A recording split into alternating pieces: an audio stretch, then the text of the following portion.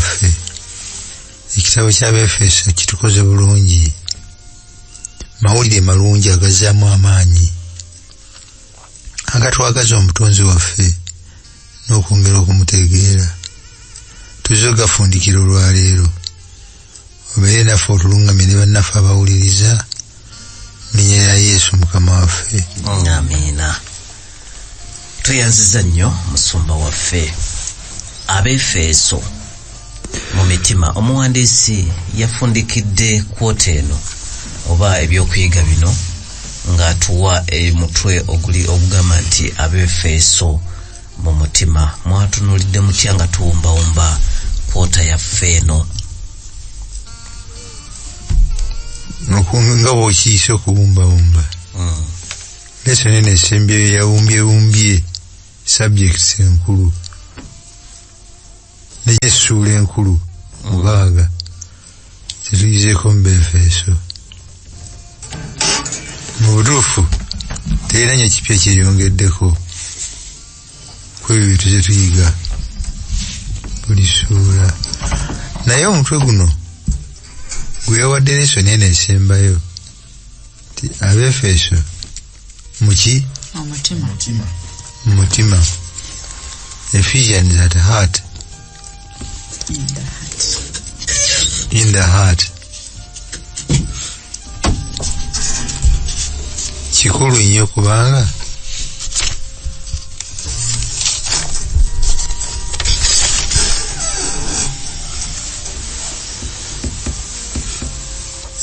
nga bwe tugenda okulaba ebigambo byagguzaawo ne byasembyayo, obukulu bwabyo oyinza okubumanya mu mutwe n'obuyigiriza n'omumwa, noyogera ku kisa, mirembe, obumu, n'obiyigiriza efficiently naye nga tebiri mu mutima. Lesson eno abamu abagisomye ne bagoberera omutwe ogwo gwe yagiwadde ne basesera ku ngeri ki gy'oddira ebintu bino bye tulize ne bifuuka eby'omu mutima nga si bya mu mutwe. Twakozesezza outline ya Hope Channel. Eyinza obutagoberera ennaku ziringa bwe yazisengese, naye nga buli lunaku enoonyaayo omulamwa ogussa mu mutima ogufuula kino kiwasi kyetwayigako, ekikyo ekiri personal, ekiri real, ekiri experiential, okukissa mu nkola. Dennis tukulembere. Tujja kubikula Bayibuli zaffe Abaefeeso essuula 1 onyiyola 2 n'Abaefeeso essuula 6 onyiyola 23 n'olwa 24. Katusoma nja kubasaba tuwulirize bulungi ebigambo Pawulo byagguzaawo ekitabo ky'Abaefeeso era ebigambo Pawulo byaggazaawo ekitabo ky'Abaefeeso.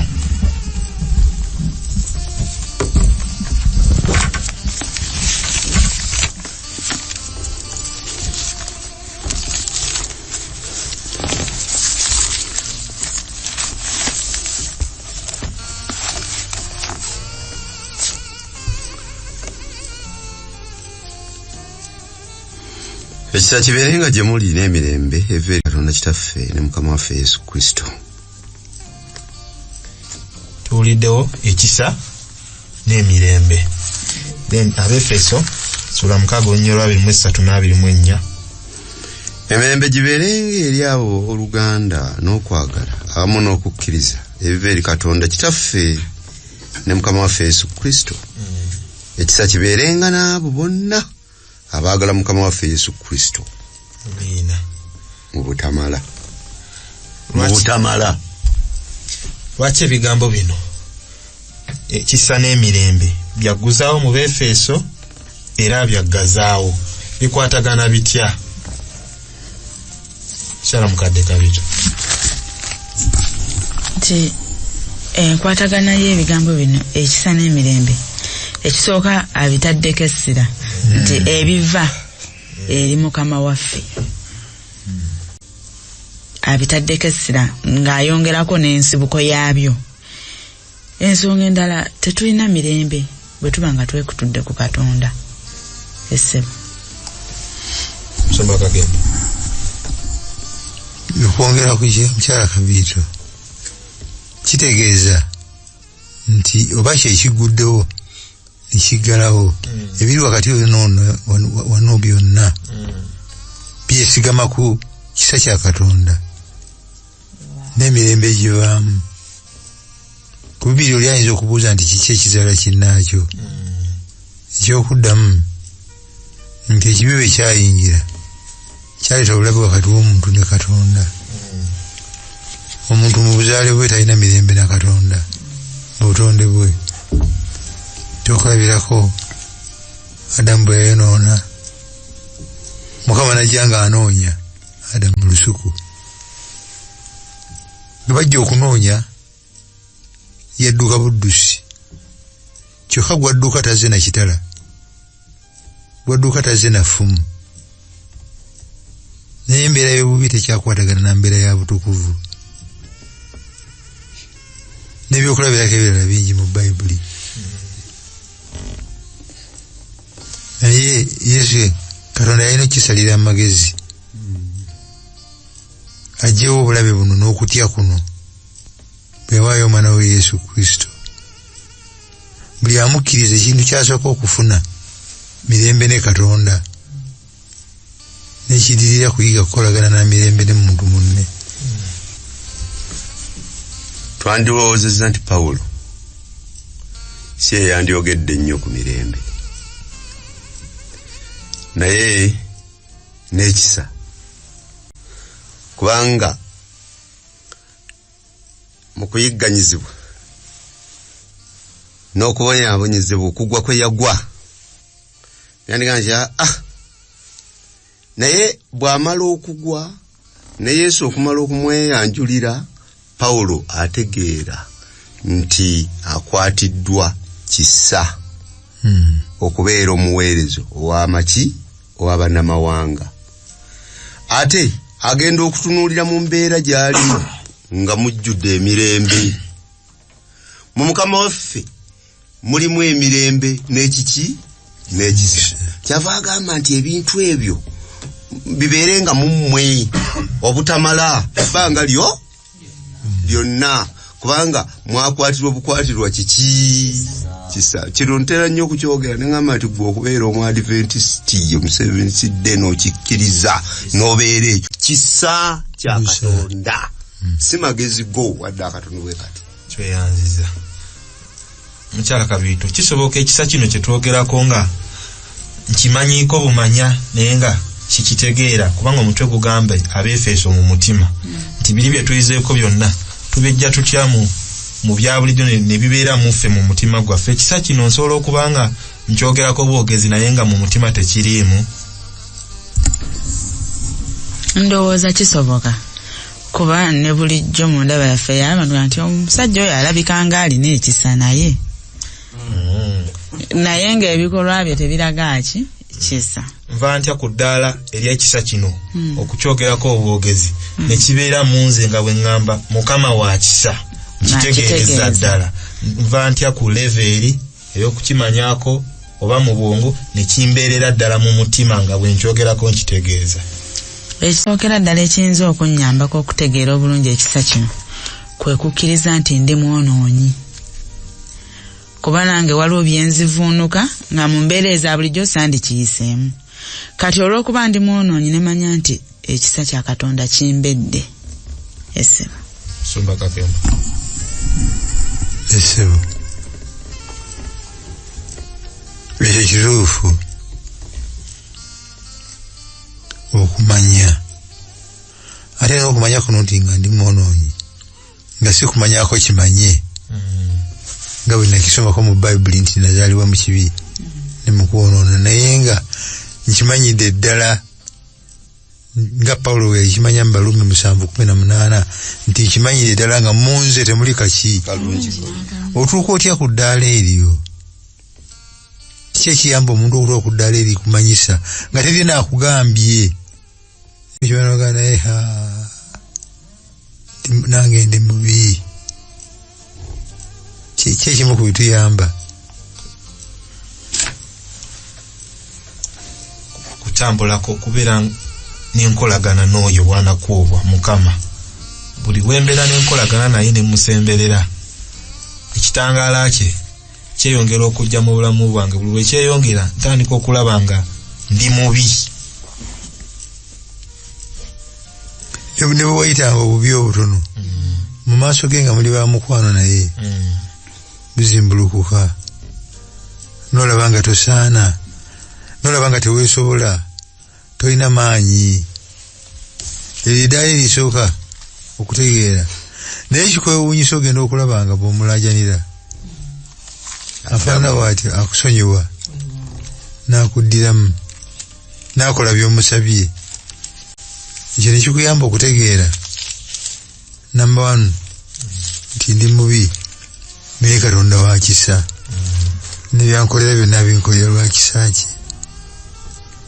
Bufu butukaawo Katonda nga akuyambye, oyinza okukwata abantu bano n'ekisa ekyo kyoyize. Tulina abantu naffe abatumentalize mu bulamu buno bwa bulijjo, nga ekisa kino okimulabamu nga takyogera bwogezi nti Mukama wa kisa, naye nga naye bw'omutunuulira ekisa kino okiraba ddala ng'akitegeeza. Kansokere wa Musumba Kakembo, ng'ogyeko mu Bayibuli olinayo omuntu alina impact gye yakola mu bulamu bwo okuyiga ku kisa kino?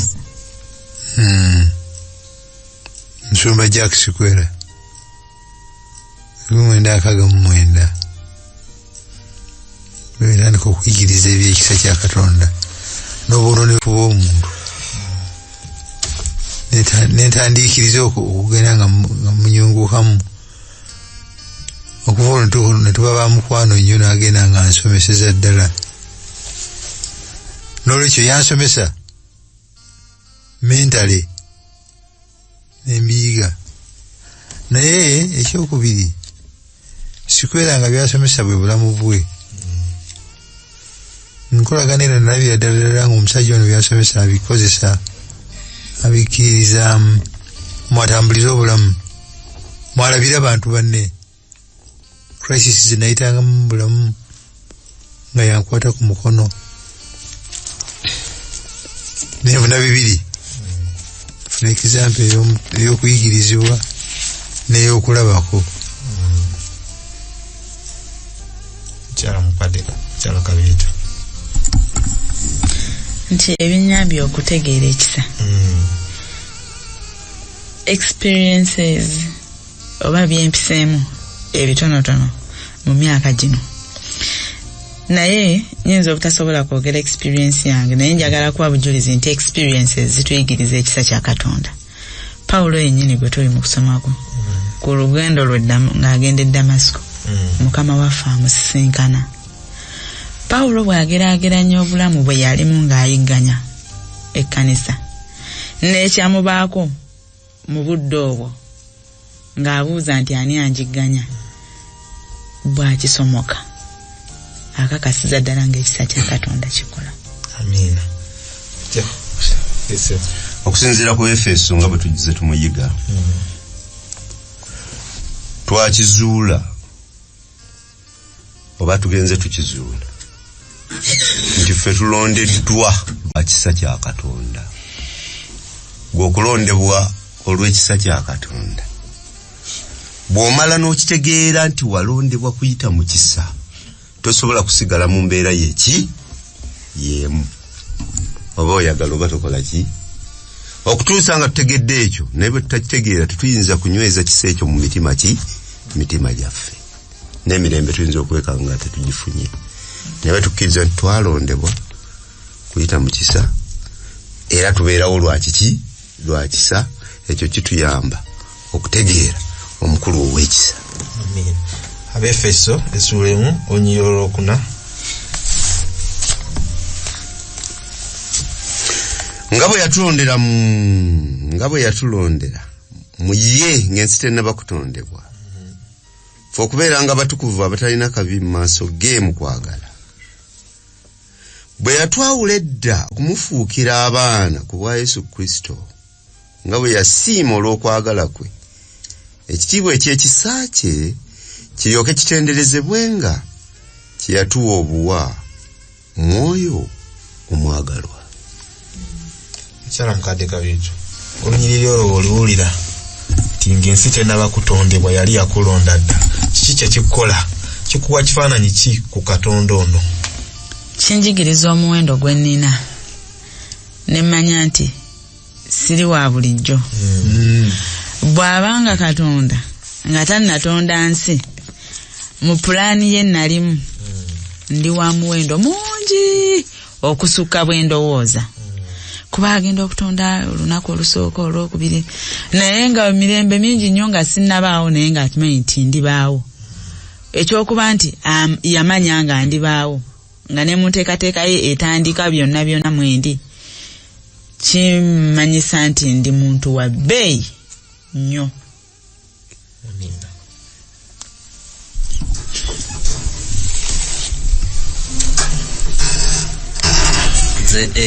Ekindeetera okumanya nti bwe mmanya nti Katonda yannonda nga n'okuzaalibwa sinazaalibwa.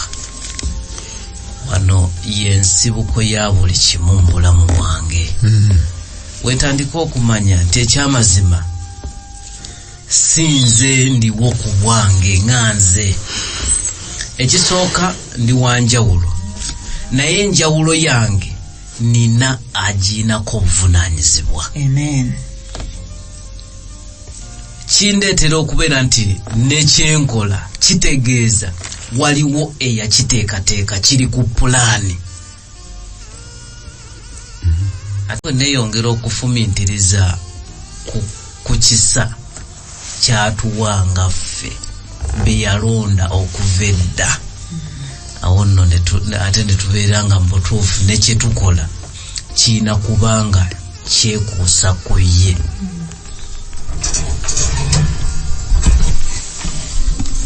Toyanziza mwami kuteesa. Olw'okuba yannonda nga sinnabaawo kitegeeza anjagala nnyo. Kindeetera n'okufumiitiriza nga ngenda okukola ekiri contrary ku kyayagala. Nga naye eyandowoozaako bw'atyo kino kyandimusanyusizza. Nze kyemaliriza nakyo nze ndowooza muffe abantu tulinamu akantu kye tutamanyi Mukama ke yatuteekamu. Oba tuli kazuulireyo mu ggulu. Kubanga weetunuulira nga gwe muggo tolina kye weeraba mu pulaani n'aba nga yakola pulaani nga sebadduka mwali. Kakembo. Nakimbugwe. Nga fenamwe nateeka mu lisiti. Nga tatulowoozezaako bulowooza nga afterthought naye nga original plan. Tuli kitegeeza Mukama waliwo ekintu kye tulina ffe ndooza kye tutamanyi. Omuwendo gwe tulina ndooza ffe gwe tutannategeera.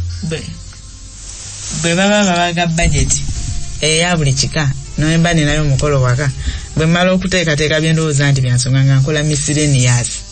Sebo ndi mu byansonga siri ku miscellaneous. Zigwa bitalaze. Yongere Abaefeeso sura 2 onyiriro 8 n'olw'omwenda. Abatuuliriza tugenda tunoonyamu emiramwa egibadde emikulu mu Abaefeeso. Kubanga mwalokoka lwa kisa lwa kukkiriza so tekwava gye muli ky'ekirabo kya Katonda. Tekwava mu bikolwa omuntu yenna alemu okwenyumirizanga. Tweyanziza. Ekibuzo ngenda tusooka kibuuza mwami kuteesa. Kuffe wano ani yakola n'endowooza egamba nti okubeera ne Katonda mu ggulu okubeera naye emirembe n'emirembe wano ku nsi olina kubanga okoze bulungi bwokka. You must be good enough bw'oba oyagala okugenda mu ggulu okubeera ne Katonda emirembe n'emirembe. Ani yakola n'ekirowoozo ekyo? Kansoke mwami kuteesa. Ekirowoozo ekyo wakiwulirako ko nti okubeera mu ggulu emirembe n'emirembe ne Katonda. Fuba. Ng'ofubye. Okufuba tusobola okufuba. Okufuba tusobola okufuba okukola obulungi naye ku bwaffe abantu tetusobola. Ye tuyinza tutya amaanyi tuyinza gajjawa era yo yekka yatusobozesa okukola obulungi. Tuyinze nyinza kwogera bwe nti omuntu omu mu mbeera zaffe tuyinza okukirowoozaako nti kankole obulungi nsobole okubeera omutuukirivu, mbeera omu ku abo abanaasikira eggulu. Naye bw'omala okukkiriza okukola obulungi obwo muggwe nga tekisobokera ddala, okkiriza n'omanya nti ekyamazima omutuukirivu Mukama Katonda yekka yabugaba. Ate nga bwabwereere tewali kyoyinza kukola.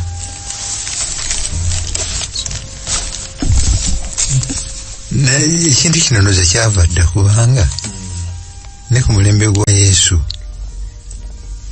waliwo abantu abali wakati mu kisa, waliwo enjigiriza, embuulira, ensomesa, entaputa y'amateeka esesira ku bikolwa byaki y'omuntu nga yensibuko yaki naffe abamu twakyukira myaka gyenkaaga eyo kuyingira mu kanisa muno ng'enjigiriza yaffe, samoni zaffe, lesoni zaffe nga zisanyesira si ku kisa kya Katonda, si ku njiri,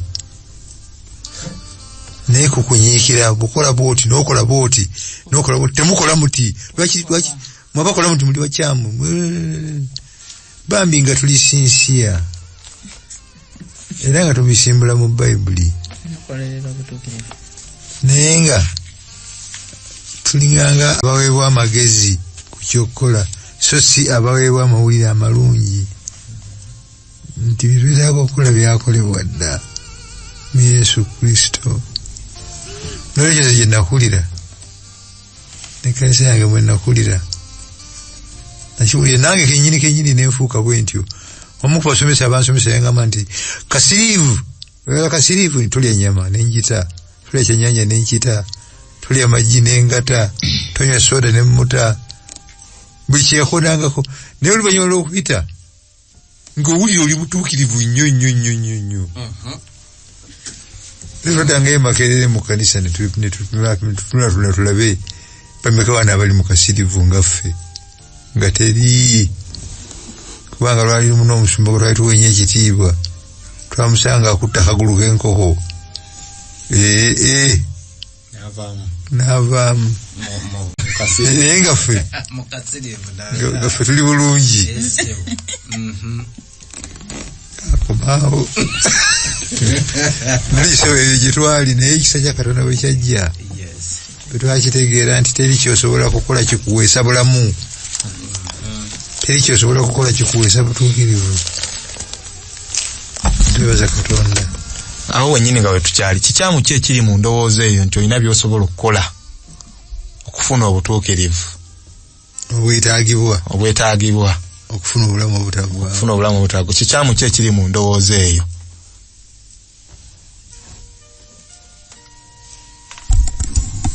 tuyize nti obutuukirivu buno Katonda yabugaba. Kati nze amaanyi n'essira bwe ntandika obbisira ku bikolwa byange, Kristo mba mujja mu kifaananyi, mba ndowooza ngenda kwefubako so ng'oli eyandinsobozesezza mu ky'okumwesigamako buli kimu kitambule entende mujjeewo essebo.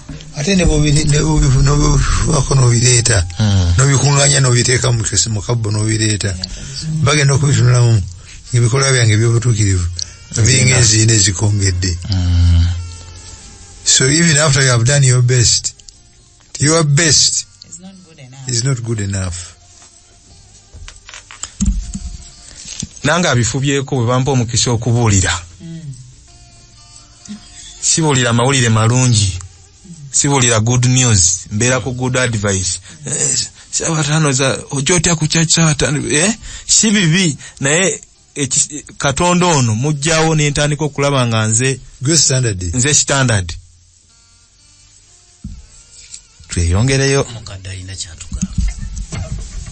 Olunyiriri olwokuna mu Abaefeeso 2 lugamba naye Katonda kubanga ye mugagga ow'ekisa olw'okwagala kwe kungi kwe yatwagala ffe era ffe bwe twali nga tufiiridde mu byonoono byaffe yatufuula balamu wamu ne Kristo mwalokoka lwa kisa. Olw'ekyo kyonna kye tukola byonna bye tulowooza ekisa bwe kiba nga tekitukulembedde tetulinaako na kimu kye tusobola kuyinza. Tulinayo ebyokulabirako mu Bayibuli ebikakasa bye tuva okwogerako nti tulokolebwa lwa kisa so si lwa bikolwa byaffe. Tubirina ekisookera ddala waliwo atulowoozesa nti wetwefubako tuyinza okuyita. Ye sitaani yatandika obulimba era nze ekyokulabirako kyengenda okuleeta kyekya Musa Katonda bw'amuwa instructions ng'akulemberamu abaana ba Isirayiri n'akola ekitafaanana Katonda kyamugambye. Naye Musa bw'amala okuwummula Katonda ajja okukima mukwano gwe. Naye nga n'omubi ateekawo embeera. Yakola bw'ati. Nga okusinziirako ono atulowoozesa nti ebikolwa byaffe binaayitawo, Musa teyanditwaliddwa. Naye ekisa kya Katonda, God's grace surpasses all understanding. Yes. Daudi singa tekyali kisa kya Katonda nga Daudi yali ku kisa kya kanisa. Daudi yandiyisewa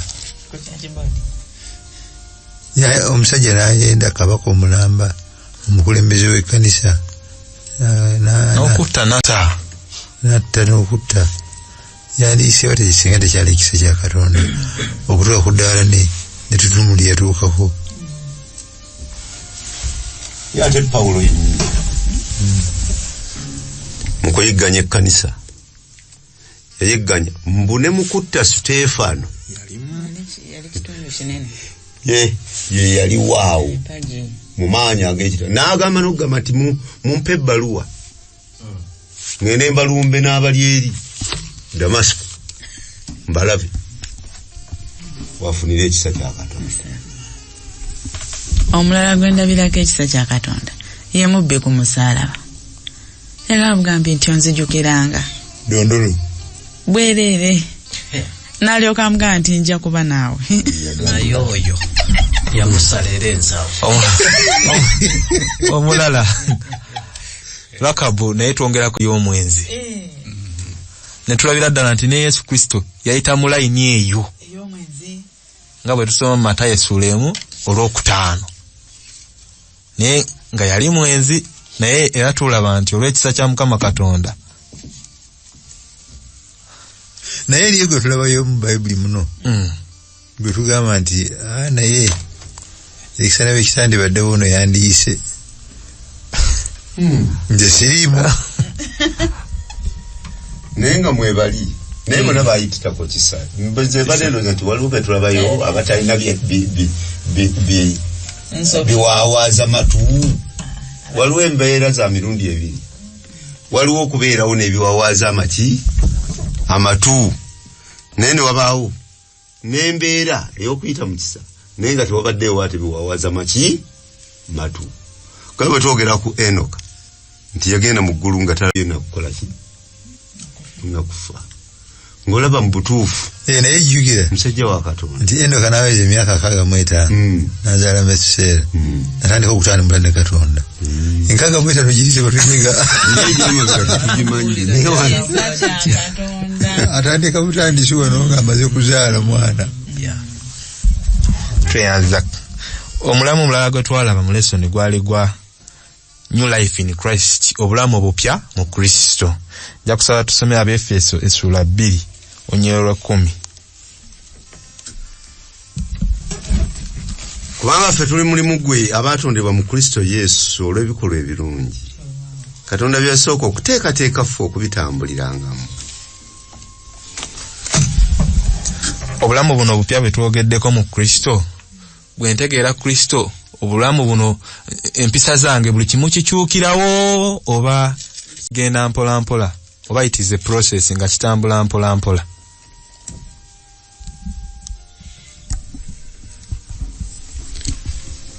biyinza okuba byombi. Nsobola okukyuka essaawa zino byembadde nkola ebikontana ne Kristo n'embireka, naye ate ne neeyongera kuba tugenze tulaba nti Christian growth in Christ is step by step. Okugeza ng'omukyala Mariyamu Magdalena bwe yakkiriza Mukama waffe n'aleka obwenzi, okuva lwe yabuleka n'atandika ng'okutambula ne Mukama waffe. Mu bulokozi waliwo process bbiri. Waliwo tagambye nti okuleka ku bulamu obujja mu Kristo.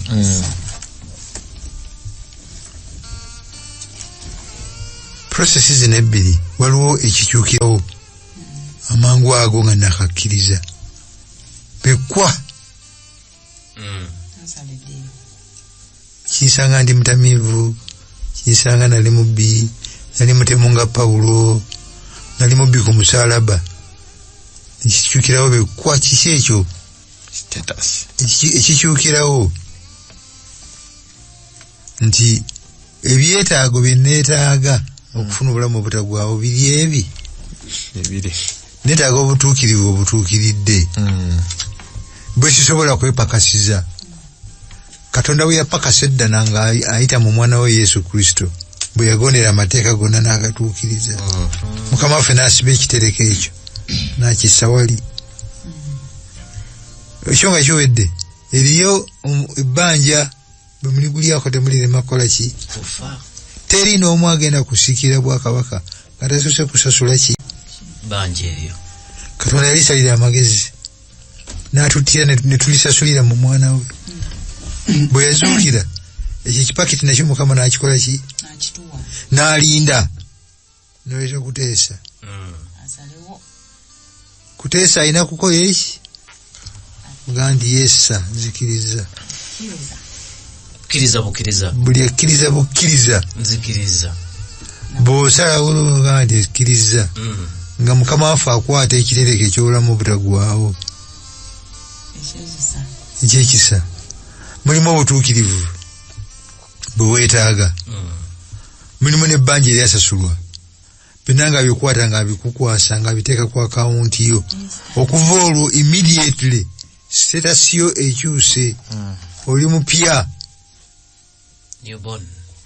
Newborn. Bw'ofiira awo eddondolo ligwe mwogeddeko omusajja mubbi ku musaalaba. Bw'ofiira awo ofiiridde mu bulamu butagwawo kubanga status yo ekyukiddewo. Naye status yo newankubadde ekyukiddewo, okyali mwonoonyi n'obubi obuze nabwo. Naye olw'okubanga bakuyunze, bakuwanze, bakusimbye, bakuwagise ku maanyi, ku nsibuko y'amaanyi, amaanyi gano gatandika okukola mu ggwe. Obugagga buno bwe bakuwadde butandika okukola enkyukakyuka. Tokyalya muwogo, tokyayambala bubi. Amaanyi gano gakola mu bulamu ne gagenda. Eyo process yakubeerawo emirembe n'emirembe. Naye process eno eyigendenge kukyusa mpola si ekuwa obulamu obutakola ki? Obutagwawo. Bino bitandikako ng'olwedde. Oli grafted. Yokaana 3:36. Tebalina omwana balina obulamu. Amen. Tebali bana bulamu naye balina. Right. Nolwekyo Dereki kye babuuziza Dennis. Status waliwo ekyukirawo. Waliwo ebijja oluvannyuma empolampola. Akkiriza omwana alina obulamu obutaggwawo, naye atakkiriza mwana taliraba bulamu, naye obusungu bwa Katonda bubeera ku ye. Bakolinso 2 Bakolinso 5:17 atugamba nti omuntu yenna bw'aba mu Kristo kyava abeera ekitonde ekijja. Ebyedda nga biweddewo, laba nga bifuuse bijja. Tweyanziza. Katugende ku mulamwa omulala gwe twalaba mu lesson. Tubuzayo emiramu emeka. Genda mu maaso. Omulamwa omulala twalaba ku kyama kyenjiri ng'ekibuzo kiri nti ekyama kino ekyenjiri kyali kyama ki je twalaba nti enjiri ge mawulire amalungi ate lwaki amawulire amalungi kibeera ekyama Musumba Kakembo katutole ekyama kyekitali ekyama kino mystery si lwakubanga tuzaalibwa tuli banafu abateesobola ekyo si kyama Katonda akimanyi naffe tukimanyi ekyama si lwakubanga tetusobola kwefunira bulamu butaggwaawo ekyo terina omwasobola naye ekyama Pawulo kye bataamanya nako nga kyali kiragibwa kubasomesebwa Katonda kennyini kwe kugamba nti abantu bonna si Bayudaaya bokka naye abantu b'ensi yonna Katonda yabateeka mu pulaani ye y'okubulokozi lwakubanga abaagala lwakubanga bakateyamba bano abateesobola mu pulaani ye ey'okuwaayo omwana we bonna yabateekamu agenda okukola ekyama adire abanamawanga baleete abateeke ku ddala lyerimu n'Abayudaaya bafuuke basika ba Katonda awali ekyama tuyanza bwe twogera ku kyama omwana wa Katonda yennyini okuva mu ggulu ajja afiirire Dawudi ekyo si kyama yandabamu ki oba gwe yakulabamu ki kitegeeza waliwo ekyama ekyenjawulo ffe kye tutayinza kukola ki kutegeera olw'okufa kwa Kristo ku lwaffe kyava Pawulo akitegeera n'agamba nti mwalokoka lwakiki lwakisa so tekwava gye muli naye kirabo kisa ate kiki kirabo ekiva eri Katonda omulama gwe twayigako omulala gwe gw'obumu Abaefeeso essula 4 onyinyo olusooka paka ku lwokusatu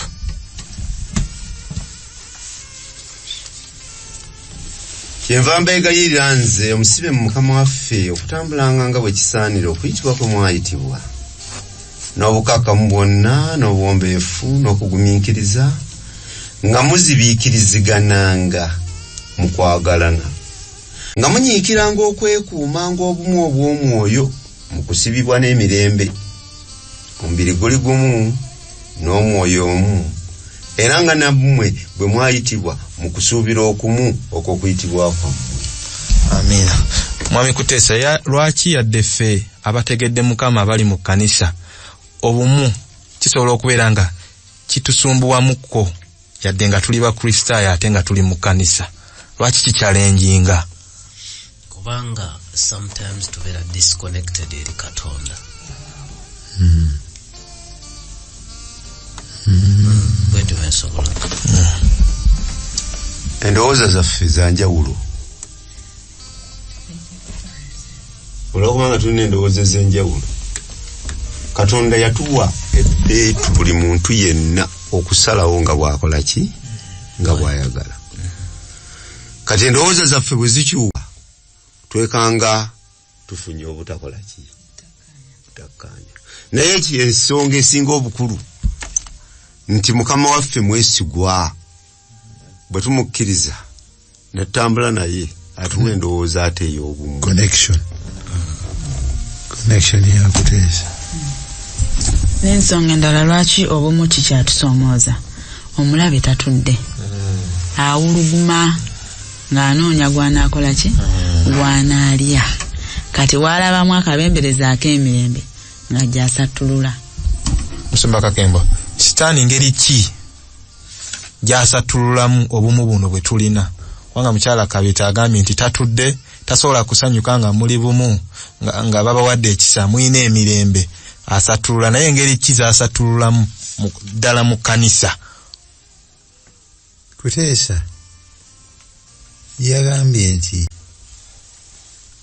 kyakola akola disconnection bw'ojja pulaga mu masanyalaze ag'omukwano ag'okwagala ag'okussa ekimu ag'okugoberera Yesu. Osigazaawo ki? Kwerowoozaako wekka, kugoberera ebirowoozo bibyo.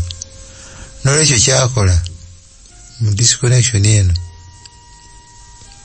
kwe kutujja ku major issues enkulu n'atuteeka ku issues obutaliimu, ku busongasonga. Enjawulo zaffe ne zirabikira ku busongasonga, majoring in minors.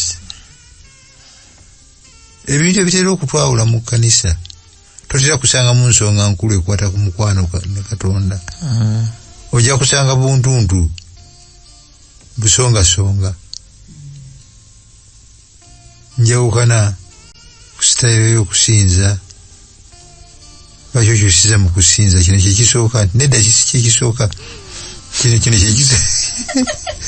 kyekisaana okusooka, kino kyekikulembera. Tuva ku doxology ne tuzaawo introduction.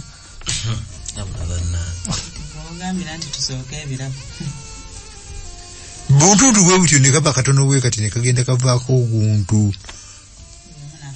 Bw'onoonya ebitwawukanya ebitiyuzaamu nga tebiriimu, bifo manya ga bifo nakani, obuntuntu bwe butyo sitaani bw'amejalinga najja buzimbirako olutalo Kasigu.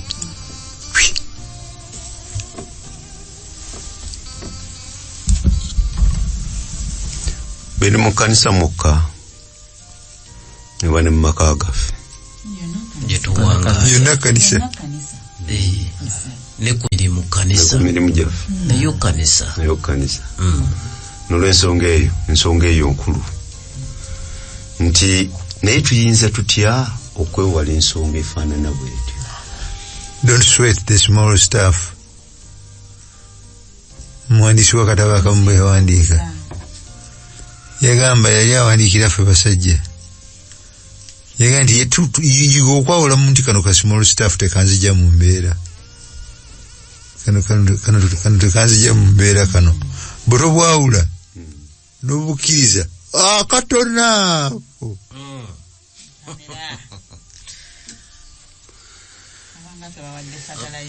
Ndise bwe naliko mbaye dakiika mbawe testimony. Nagendako mu kanisa emu Kongo bagita Kibuga nga nva ku division ngenze ndituuka mu kisenge ekiteekateekebwamu tugenda mu divine. Naye bwe tutuuka mu divine ni mu kisenge muli mu programu y'olunaku olwo mwalimu ekitundu eky'abakyala, ng'abakyala baweereza omubaka agenda okujja tugende naye ku kituuti okutuukiriza paati yaabwe. Omukulu wa field agenda okutuuka muli nga nabwe omukazi azze eno gye tuteekateekera n'abuuza nti ate ono ayagala ki? Naga nti ali part of the program. Naga nti oya kitegeeza ki? Nti nedda oya kakati nembuuza lwaki? Naga nti omukazi tagenda ku kituuti period. Kunze ayambadde bubi, nti tayambadde bubi, ayimiridde bubi mu kanisa, ntayimiridde bubi, naye tagenda ku kituuti.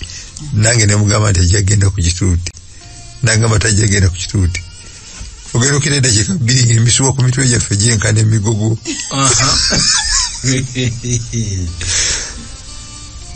Okutuusa Katonda lwe yanyamba lwakisa kye nakusaasira kwe. Nagenda okulaba ng'abakadde bonna be tugenda nabo bonna bawagira musumba waabwe, kulembeze waabwe. Nenzikiriza nenkafuula ka small staff, nendekerawo kaswetinga ne tugenda ku kituuti ne tuyimba kwagala kwa Katonda n'ekisa kye n'okusaasira kwe, naye nga mu mutima obuntuntu ng'obwo buyinza okwawula ekkanisa ne bugiyuzaamu bekutu. Sebo Katonda nnyo mukadde ngenda wano ku masimu ng'oli negenda ku masimu waliwo ensonga, waliwo omuwuliza gye yaleeta, waliwo mu ssuula y'omukaaga mu Abaefeeso olunyiriri lwa 16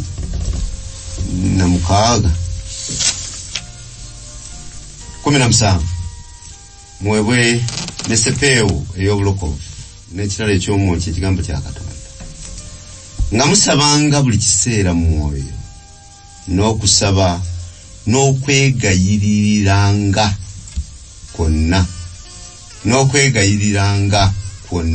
n'okwegayiriranga abatukuvu. Okusaba okwo mukunyiikiranga kwonna n'okwegayiriranga abatukuvu bonna.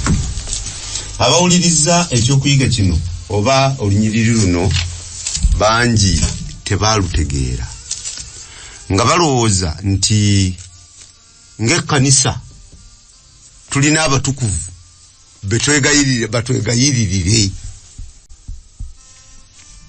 Ekitaali kiki kituufu, naye ekituufu kiri nti kusabira. Fena tuli batukuvu musumba, fena tetuli batukuvu mu maaso ga Katonda. Kakati nze okusabira musumba sigamba nti musabira ya ampe byensabye eryani eri Katonda, naye musabira olw'omulimu gwa Katonda okugenda muki mu maaso. Awo munyambe kunnamu akaseera kafaako ebibuuzo. Anti kakati enjawulo etegeerekese. Waliwo aboozezza nti tufe abaali emirambo nga bwe tusomako eri nti twali tufiiridde mu byonoono byaffe, tuyinza kuyambako tutya okuyigiriza bannaffe ku mawulire gano amalungi ge tukoze eki ge tuyize. Tuyizeeko mu Abaefeeso nti buli akola kyakola akikole mu kwagala.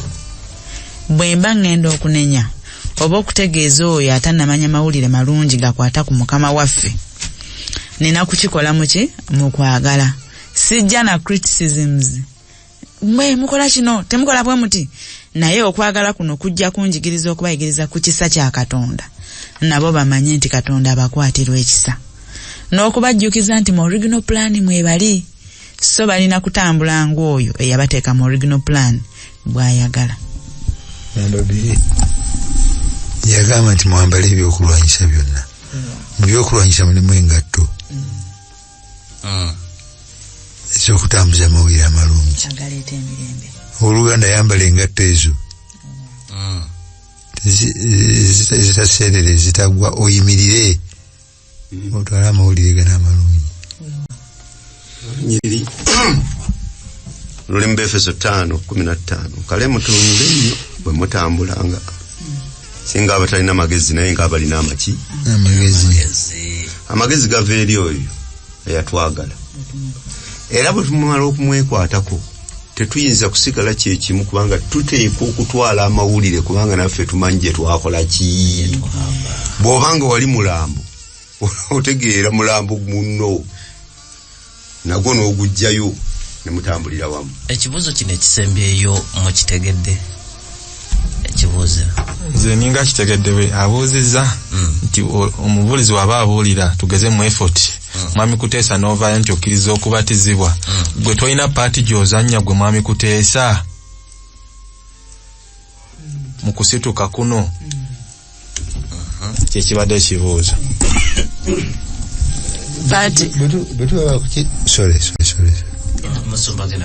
Bwe kukiddamu ne tukozesa Abaefeeso tugenda mu ssula ya 2 olunyiriri olw'omunaana. Kubanga mwalokoka lwa kisa, so tekwava gye muli, kyekirabo kya Katonda. Kubanga mwalokoka lwa kisa, tekwava gye muli, ekirabo kya Katonda. Muyange wanagamba, for it is by grace you've been saved through faith. Mwalokoka lwa kisa, okuyita mu kukkiriza. Naye bamala okugamba through faith, n'agamba and that is not from yourselves. N'okukkiriza obukkiriza ekyo kirabo. Kakati bwe mbadde noonyeza ekyawandiikibwa kyetwasoma kyetwagattako ekyaba mu Bakolinso oba yali 12:10 mwagambira nti buli muntu yaweebwa ekigera kibe kiri ekyokukkiriza. Kituufu waliwo paati gyokola eyokusalawo naye neno twagiyigako emabega eri nti n'okutuuka okusalawo obusazi kisa kya Katonda kyekikusobozesa n'okukkiriza kirabo. Basazaawo tabagala